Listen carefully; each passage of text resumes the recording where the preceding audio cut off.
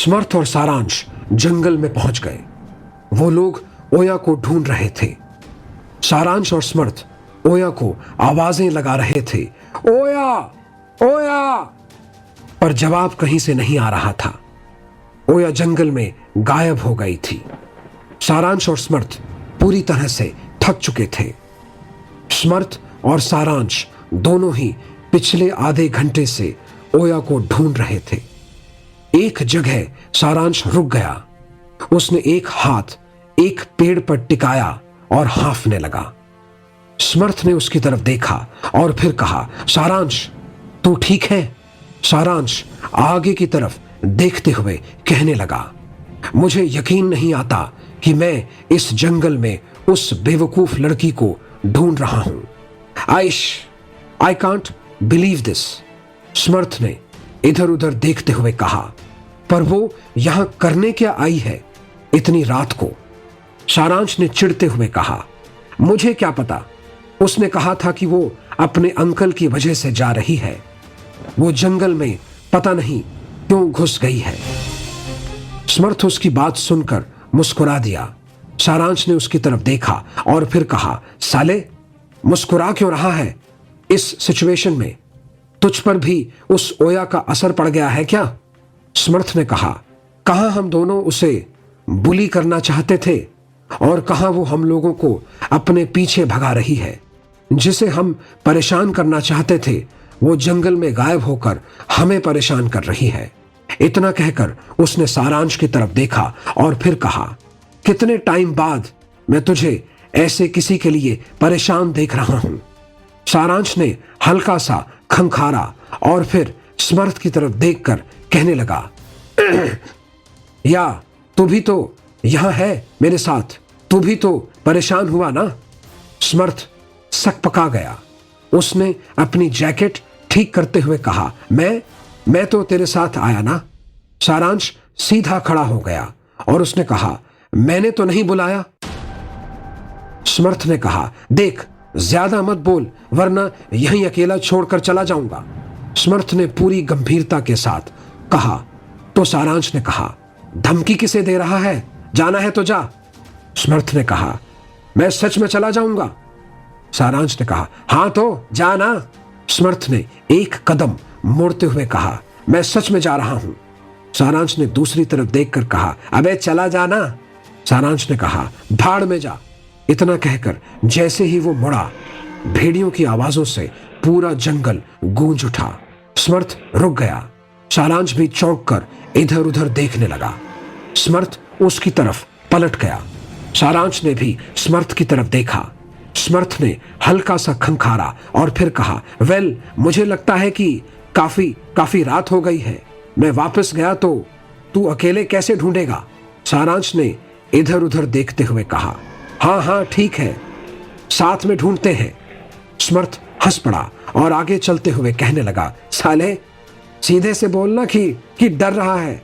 सारांश ने भी चलते हुए कहा, तू भी तो डरा ना। समर्थ ने बात बदलते हुए कहा, ये लड़की आखिर गई कहां? सारांश इधर उधर देख रहा था कि अचानक उन्होंने एक आवाज सुनी। वो दोनों रुक गए और धीरे से पीछे की तरफ पलटे। जैसे ही वो पलटे, अचानक से कोई उनके सामने आ गया। दोनों लड़के जोर से चीख उठे। अनुपमा अपने ड्राइवर और बूढ़े गेट कीपर पर चिल्ला उठी, तुमने समर्थ को अकेले जाने कैसे दिया, वो भी उस जंगल में, बेवकूफ। बूढ़े ने कहा, मेम साहिब दोनों भाई बिना हमारी बात सुने भाग गए, हम आपको बताने आए थे। अनुपमा ने उसे घूर कर देखा और फिर कहा, भाई मेरे बेटे का कोई भाई नहीं है, बात समझ में आई तुम लोगों को? इतना कहकर अनुपमा ने अपना हाथ सिर पर रख लिया। तभी प्रबल सिंह वहां पर आए और उन्होंने कहा, अनुपमा मैंने अपने आदमियों को जंगल की तरफ भेज दिया है। आई होप वो दोनों जल्द से मिल जाएं। ये लड़के भी ना, गुस्से में दिमाग काम नहीं करता इन लोगों का। अनुपमा ने एकदम से कहा, उन लोगों से कहिए जल्दी से ढूंढे उन्हें। मेरा बेटा जंगल में पता नहीं क्यों चला गया। वैसे भी समर्थ अंधेरे से बहुत डरता है। और इतना कहते कहते उसने प्रबल की तरफ देखा जो उसकी तरफ देख रहे थे। अनुपमा ने कहा, क्या हुआ? आप ऐसे क्यों देख रहे हैं? प्रबल ने कहा, नहीं, बस मुझे लगा कि तुम भूल गई हो कि सारांश भी स्मर्थ के साथ जंगल में गया है। अनुपमा को एहसास हुआ कि उसने क्या कहा है। उसने एकदम से कहा, नहीं, मेरा कहने का मतलब था कि मैं वो। उसके कहते कहते ही प्रबल ने उसे टोक कर कहा, कोई बात नहीं, वो लोग ढूंढ लेंगे, तुम्हारे बेटे को भी और मेरे बेटे को भी। इतना कहकर प्रबल अंदर चले गए। अनुपमा ने चिढ़कर एक गहरी सांस ली। फिर उसने काम करने वालों की तरफ घूर कर देखा। सब सिर झुकाकर चले गए। अनुपमा ने उन सब के जाते ही फोन निकाला और एक नंबर डायल किया। फोन पिक होते ही अनुपमा ने कहा, मैंने सुना तुम प्रबल के कहने पर सारांश और स्मर्थ को ढूंढने गए हो, तो सारांश को वापस मत आने देना। जो गलती 2 साल पहले की थी वो अब मत करना, समझ में आया? और हां, जो करना वो स्मर्थ से छुप कर करना। इतना कहकर अनुपमा ने फोन काट दिया। विमेश सो रहा था कि अचानक उसे लगा जैसे उसके शरीर पर कुछ रेंग रहा है। वो एकदम से जाग गया। उसने इधर उधर देखा तो कुछ भी नहीं था। उसने एक गहरी सांस ली और फिर वो उठ खड़ा हुआ। उसने संचित की तरफ देखा जो घोड़े बेचकर सो रहा था। फिर वो वॉशरूम की तरफ बढ़ गया। उसने अपनी आंखों पर छींटे मारे और टॉवल से अपना मुंह पोंछ लिया। इतना करके वो जाने लगा कि उसे कुछ अजीब लगा। वो वापस एक कदम आया और उसने मिरर में देखा। वो चौंक उठा। उसे साफ दिख रहा था, पर उसकी आंखें, नाक, होंठ सब साफ हो चुका था। उसका चेहरा एक प्लेन कागज की तरह बन चुका था। विमेश अपने चेहरे को छूने लगा, पर उसे कुछ महसूस नहीं हुआ। उसने अपनी आंखों पर छींटे मारे और फिर वो दोबारा मिरर में देखने लगा। इस बार वो ज्यादा चौंक गया क्योंकि उसके चेहरे से रेशा बहने लगा। विमेश चीखने लगा, पर उसके गले से आवाज नहीं निकली। विमेश ने अपने गले को छुआ। वो फिर से चीख पड़ा, पर उसके गले से आवाज ही नहीं निकली। वो दरवाजे की तरफ बढ़ा, पर दरवाजा दूर हो गया। उसे लगने लगा जैसे उसके पैरों में ताकत ही नहीं बची हो। उसके चेहरे से रेशा बहते हुए उसके गले तक आ पहुंचा था। दरवाजा उससे दूर भाग रहा था। विमेश गिर पड़ा। वो जितना उस रेशे को साफ करने की कोशिश करता, वो उतना ही तेजी से बहता जा रहा था। उसके गले से कोई आवाज नहीं निकल रही थी।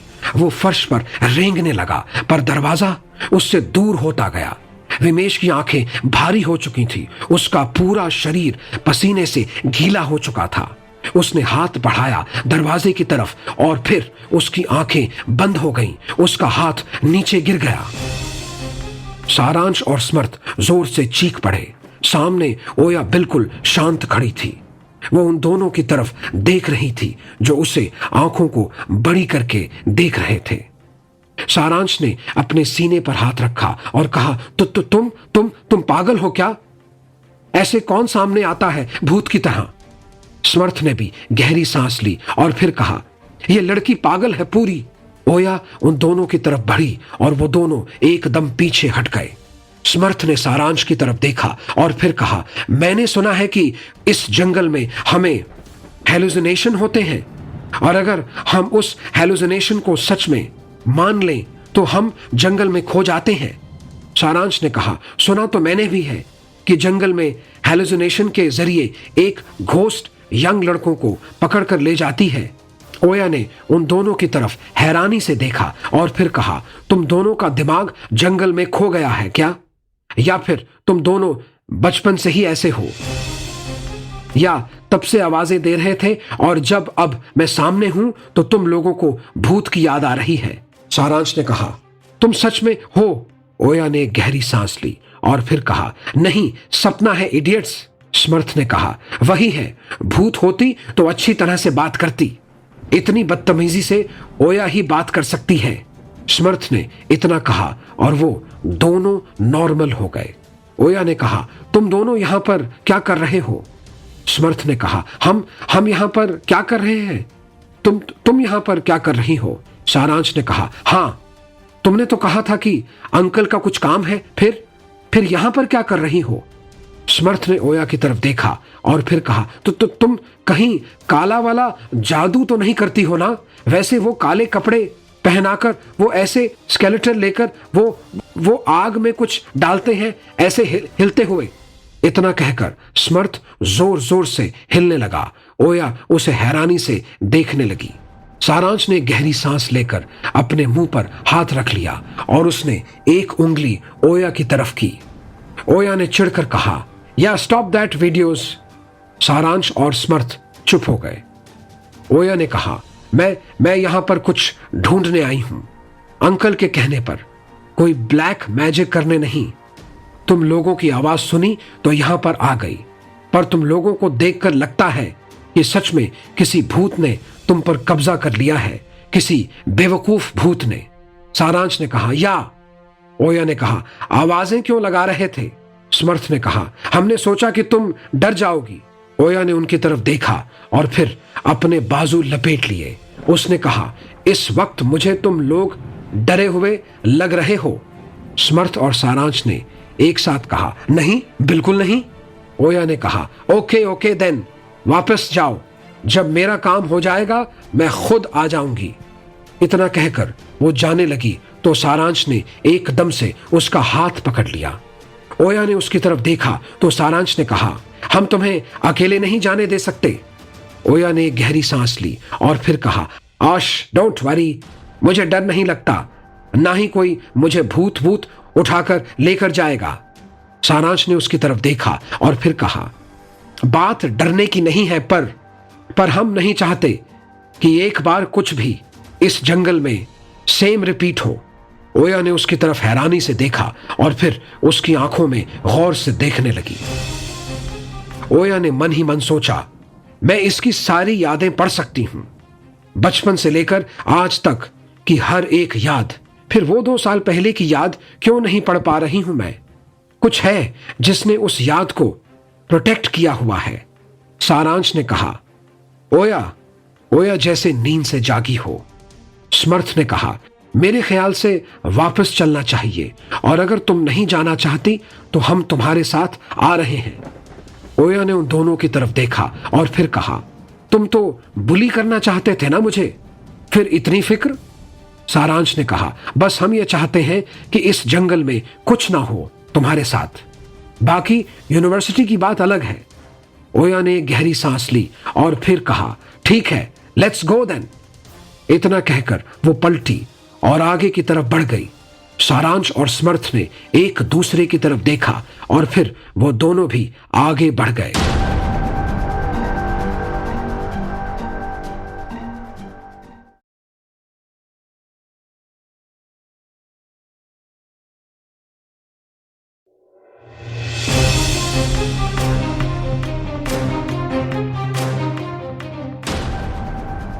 ओया मैप देखकर आगे आगे चल रही थी और दोनों भाई उसके पीछे थे।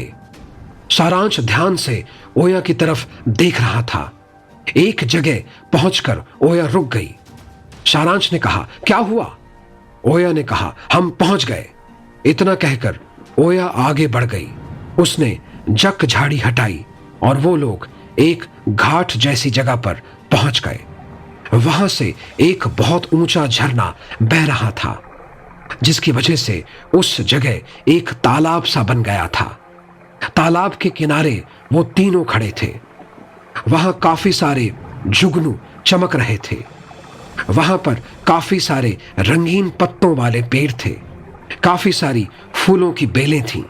ओया उस जगह पहुंचकर मुस्कुरा दी, जबकि दोनों लड़के चौंक उठे। सारांश ने समर्थ की तरफ देखा और फिर कहा, यह तो वही जगह है ना? समर्थ ने